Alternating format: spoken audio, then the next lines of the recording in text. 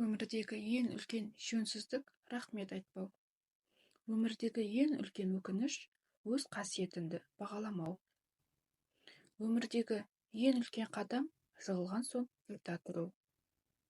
Өмірдегі ең үлкен шығын сенімді жоғалту. Өмірдегі ең үлкен байлық денсаулық пен ақыл-ой.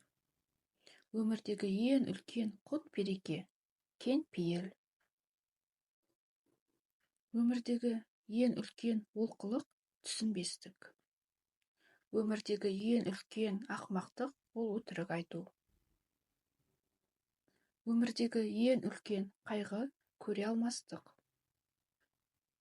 Өмірдегі ең үлкен жеңіліс менмендік. Өмірдегі ең үлкен қателік өзін жоғалтуы. Түйме дейді түйедей етпе.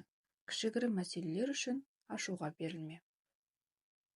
Өзіңді тежей біл, есің кеткенше тамақ жеп, арақ ішпе. Әр нәрсеге қанағат ет, қанағат күнәні жеп қояды.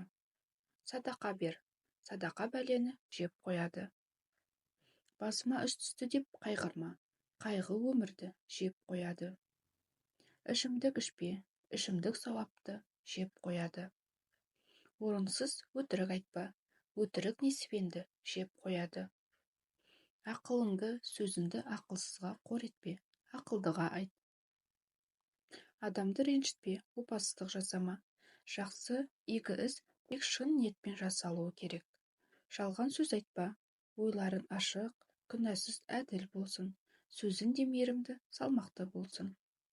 Уақытыңды бос кетірме, үнемі пайдалы бір іспен айналыс. Міндетті емес істің бәрінен бас тарт.